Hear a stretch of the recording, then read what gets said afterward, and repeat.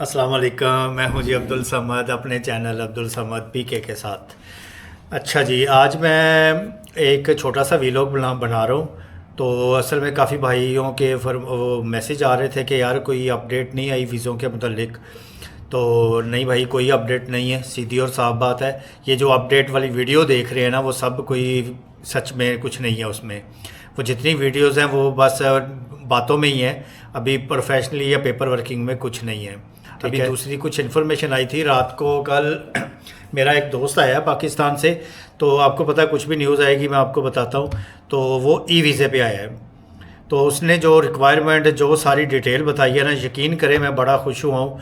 उसकी वजह यह है कि ई वीज़ा बेहतर है बनिस्बत आप एजेंटों के चक्कर में पड़ें, आप इधर उधर भागे, डबल डबल पैसे दें। तो मैं उसकी बातें सुन के बंदे की हैरान हो गया हूँ, आप बिलीव करें। फिर मैंने खुद सारी इन्फॉर्मेशन वेबसाइट पे बैठ के ली है, जो आपको सामने अभी मैं सामने भी दिखाता भी हूँ आपको कि कैसे आपने वीज़ा अप्लाई करना है। उसका ख़र्चा भी आधा आया है। अभी जो एजेंट का मांग रहे हैं आपसे 4 लाख, 5 लाख, 6 लाख तक मांग रहे हैं विज़िट वीज़े के, ठीक है जी, विद टिकट। तो आप बिलीव करें, उसका 2.5 पौने 3 लाख, 2.5 पौने 3 लाख सिर्फ खर्चा आया है।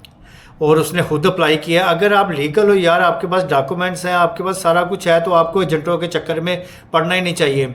ऐसे ऐसे भाइयों से मेरी कमेंट्स पे बात होती है जो कि वो अच्छे भले, उनकी बैंक स्टेटमेंट है, उनका प्रॉपर बिजनेस है, उनका काम है, उन सब कुछ लीगल है, फिर भी वो एजेंटों के चक्कर में 6-6 लाख रुपए दे के जलील हो रहे हैं। एजेंट जलील होने के अलावा आपको कुछ नहीं देंगे। तो इसलिए बेहतर है आप खुद करें। आपको ये ई वीज़ा का मैं सारा बता देता हूँ तरीकाकार, जो उसने मुझे बताया है, और उसी के मुताबिक आया। और आज से 1.5 साल पहले मैंने अभी अपनी वीडियोस में आपको बताया कि मैं खुद ई वीज़े पे आया हूँ।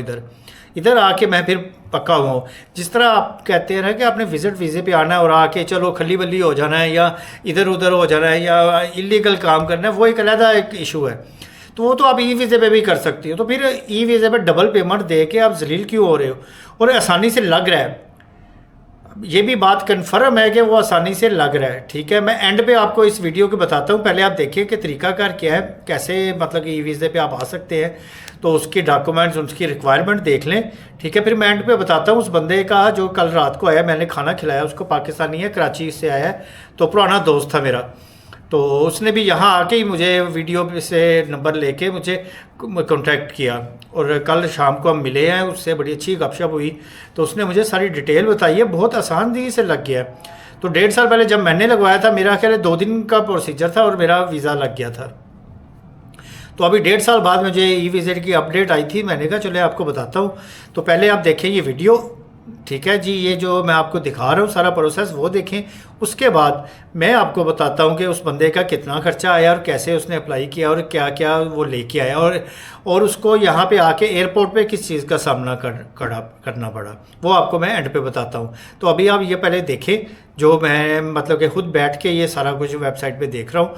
तो पहले थोड़ी सी चेंजिंग थी, लेकिन अब बिल्कुल नॉर्मल है। आप ट्राई तो करो यार, कोई हवा नहीं है। लोग कहते हैं जी चलो अमेरिका का या यूके का या इधर उधर का वीज़ा तो समझ आती है कि यार बंदा थोड़ा सा नर्वस हो जाता है कि यार मेरे पास ये नहीं है तो ऐसे ही रिजेक्ट हो जाऊंगा। इसकी 20 रिंगट फ़ीस है यार, पाकिस्तानी 1200-1500 रुपया फ़ीस बन रही है। और आप मेरा भाई करो अप्लाई, कुछ नहीं होगा। क्या होगा, रिजेक्ट हो जाएगा। जहाँ इतने पैसे ज़ाया होते हैं थोड़े से और सही, तो एजेंटों से भी तो हमने जलील हो गए, पैसे ही ज़ाया करवाना है। तो इसलिए पहले ये देखें, फिर मैं एंड पे बताता हूँ कि उस बंदे ने क्या क्या मुझे बताइए डिटेल, और एंड उसके साथ यहाँ पे आने तक क्या क्या हुआ। ठीक है, ये देखें जी, मैं आपको लेके आया हूँ लैपटॉप की स्क्रीन की तरफ। तो अभी आप देखें यहाँ पे सिर्फ क्रोम पे ये लिखें आप मलेशिया ई वीज़ा रिक्वायरमेंट या मलेशिया ई वीज़ा, तो ये पेज खुल जाएगा। ठीक है जी, पहले आप ये एआई ओवरव्यू पढ़ सकते हैं। एआई ओवरव्यू में भी सेम वही चीज़ें लिखी होंगी जो मैं आपको यहाँ पे मलेशिया की वेबसाइट पे लेके जाऊँगा तो वहाँ पे लिखी होंगी।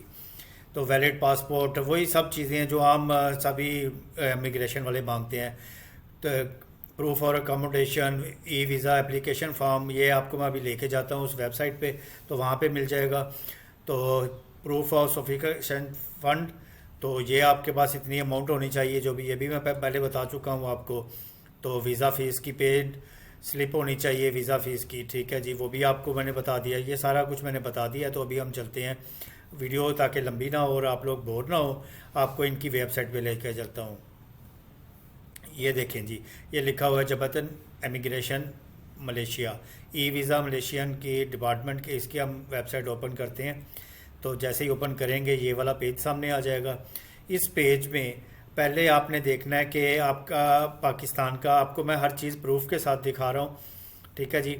ये ई वीज़ा का पेज है, इसमें आप पढ़ सकते हैं। E visa is an online application platform that enable foreign national to apply for the electronic visa to enter Malaysia of the comfort of your convenience, ठीक है जी।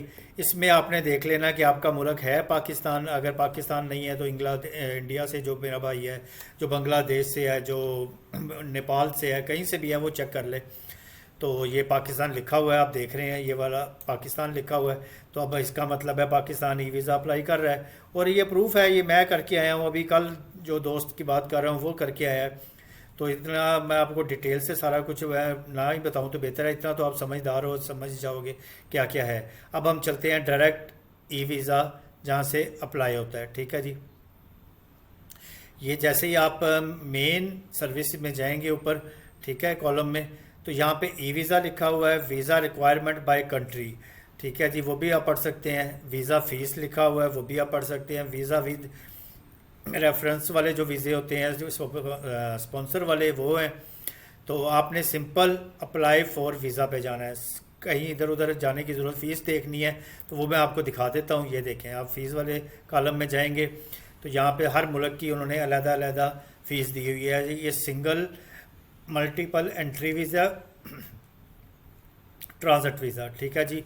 आपका सिंगल मल्टीपल एंट्री वीज़ा होगा, सिंगल एंट्री वीज़ा होगा। मेरा नहीं ख्याल पाकिस्तान को multiple दे रहे हैं।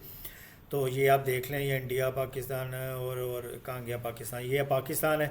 20 रिंगट, ठीक है, 20 लिखा हुआ है, आप पढ़ रहे हैं, ये 20 लिखा हुआ है। 20 रिंगट की फ़ीस है सिर्फ RM, ठीक है जी। ये भी आपको बता दिया। अभी हम चलते हैं अप्लाई फॉर वीज़ा की तरफ। ये अप्लाई फॉर वीज़ा को जैसे ही आप क्लिक करेंगे, हो जा भाई हो जा, ये आ गया पेज, ये अप्लाई फॉर वीज़ा का पेज आ गया। ये जैसे ही आप ओपन करेंगे, ये देखें जी, how to apply for visa. ये वीज़ा का आप पढ़ सकते हैं सारा कि कैसे अप्लाई करना है, वो आप डिटेल से पढ़ लें।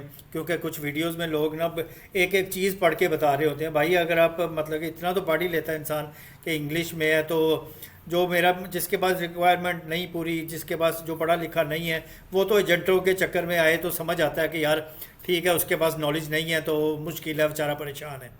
लेकिन जो पढ़ा लिखा है वो, उसके लिए ये चीज़ें आसान है। इसको वीडियो में एक एक चीज़, जी ये क्या लिखा है, ये क्या लिखा है, तो वो बताने का फ़ायदा नहीं है। इतना तो इंसान समझ लेता है। और ये देखें, ये ई वीज़ा पोर्टल है, ये मैं बाद में खोलता हूँ। इसी पे आपने अप्लाई करना है।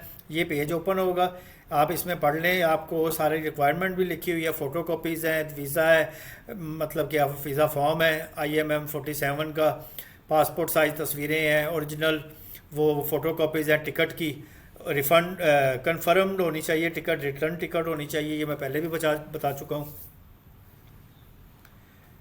मतलब कि कंफर्म टिकट होनी चाहिए, कोई फेक टिकट नहीं होनी चाहिए कि आपने वन साइडेड टिकट लेके आ गए हैं तो भाई फिर डिपोर्ट हो जाओगे। यहाँ पे बहुत सख्ती है, तो इसीलिए मैं आपको सीधी सीधी बात बताता हूँ। बैंक स्टेटमेंट वही होनी चाहिए जो आप ई वीज़ा पे लगाएंगे। ई वीज़ा पे बैंक स्टेटमेंट भी लगानी है आपने, तो वही ई बैंक स्टेटमेंट आप लेके आए साथ प्रिंट, ठीक है जी।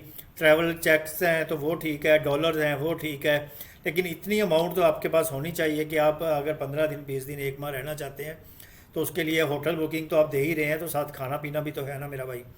तो वो सारा कुछ आपने करना है। ये सारा कुछ आप पढ़ लीजिएगा, कोई मुश्किल नहीं है। मेरे कहने पे एक दफ़ा अप्लाई करें, पहले एजेंटों के चक्कर में मत पड़ें। जो पढ़ा लिखा, जो जिसके पास डॉक्यूमेंट्स हैं, कम अज़ कम वो बंदा, जिसके पास नहीं है वो तो मजबूर है बेचारा, वो तो एजेंटों के चक्कर में आएगा ही। तो अभी सीधा चलते हैं हम ई वीज़ा पोर्टल पे, ठीक है जी। इसको जैसे ही आप ऊपर आएंगे, ये लिखा हुआ है, इसको प्रेस करेंगे तो ये पेज खुल जाएगा, ठीक है जी।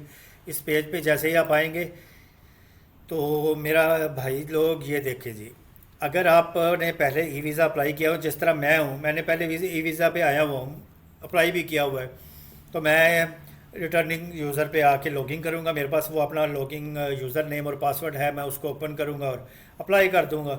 अब जो भाई नया है वो इस पे आएगा। इस पे जैसे ही वो क्लिक करेगा तो ये वाला पेज नहीं, एक पूरा पेज खुलेगा जिस तरह हर ई वीज़ा हर मुल्क का जो स्टेप बाय स्टेप उनके होते हैं। मेरा इसलिए नहीं खुल रहा,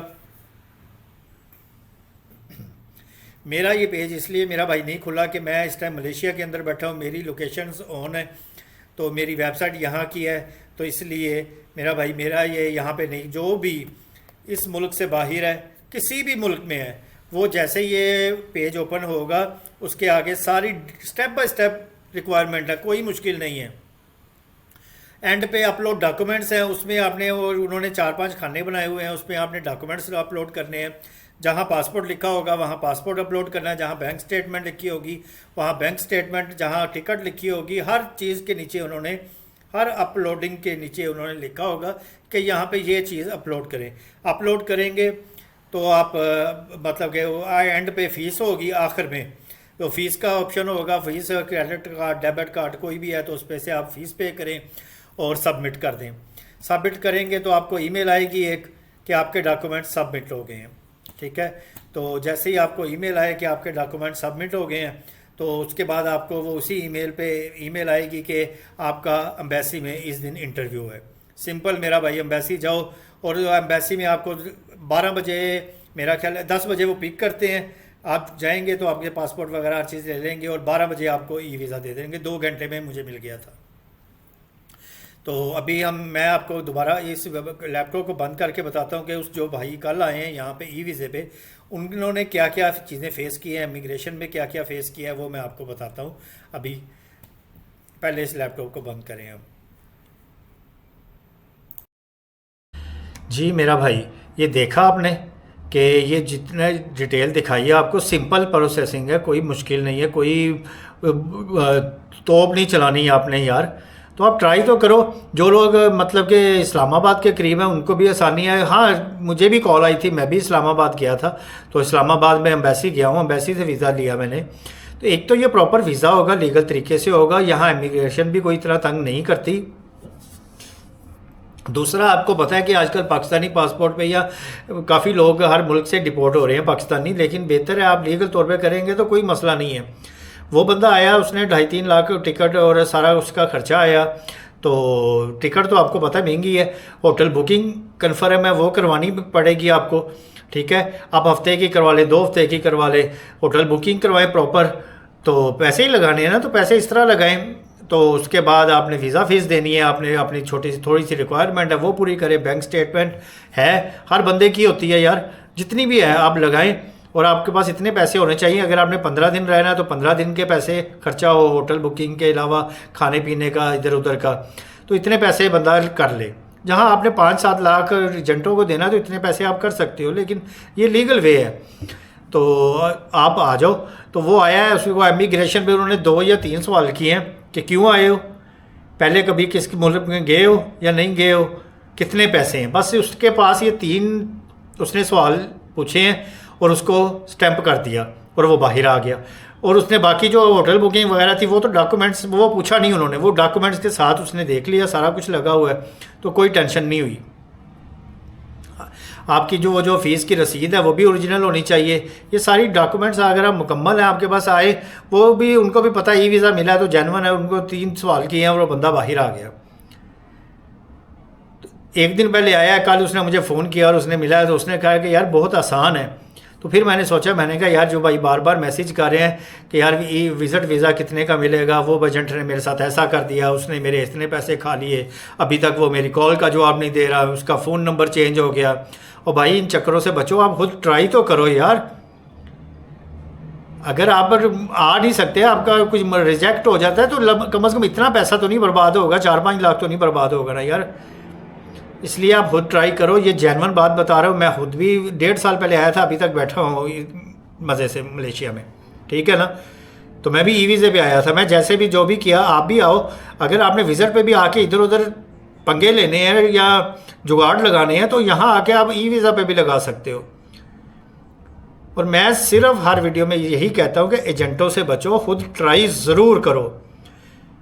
मेरा ये मानना है कि पहले खुद ट्राई करो फिर किसी एजेंट के पास भागो, और मैं हमेशा अपने लिए यही करता हूँ। आपको पता है मैं अपना पर्सनल एक्सपीरियंस शेयर करता हूँ, तो ये छोटी सी वीडियो बनाई थी वो भाई को रात को खाना खिलाया इस वीडियो के चक्कर में कि भाई आया पाकिस्तान से, चलो दोस्त है पुराना, साथ में उससे इन्फॉर्मेशन ली सारी। और आके सुबह मैंने कहा चले आज अपलोड करूँ वीडियो, क्योंकि भाइयों के कमेंट्स आके मैं मतलब पढ़ पढ़ के थक गया हूँ। मैंने उन्हें कहा कि जैसे ही कोई नई अपडेट आएगी तो मैं ज़रूर आपको वीडियो अपलोड करूँगा। और वैसे भी यार मैं ट्रैवल हूँ आजकल, ट्रैवलिंग कर नहीं रहा, कहीं जा नहीं रहा, तो कुछ बच्चों के पेपर वगैरह एग्ज़ाम है तो ज़्यादा टाइम उनके साथ स्पेंड कर रहा हूँ। तो जैसे ही उनके एग्ज़ाम वगैरह ख़त्म होते हैं तो फिर कहीं भी ट्रिप करता हूँ, फिर ट्रैवल वीलॉग भी साथ साथ जारी रहेगा, साथ साथ ये बातें भी जारी रहेंगी, क्योंकि जो भी भाई जो भी क्वेश्चन होगा उस तरह की वीडियो अपलोड कर देता हूँ। तो मुझे उम्मीद है ये वीडियो भी कुछ भाइयों के लिए बहुत पसंदीदा होगी, कुछ एजेंट भाइयों के लिए बड़ी तकलीफ़देह होगी, तो उनसे माजरत। और बाकी भाइयों को अच्छी लगी है तो लाइक करें, शेयर करें और सब्सक्राइब करें, ताकि आइंदा भी कोई भी अपडेट आए मैं सबसे पहले आप लोगों को दूँ। तो मुझे इजाज़त दें, अल्लाह हाफिज़।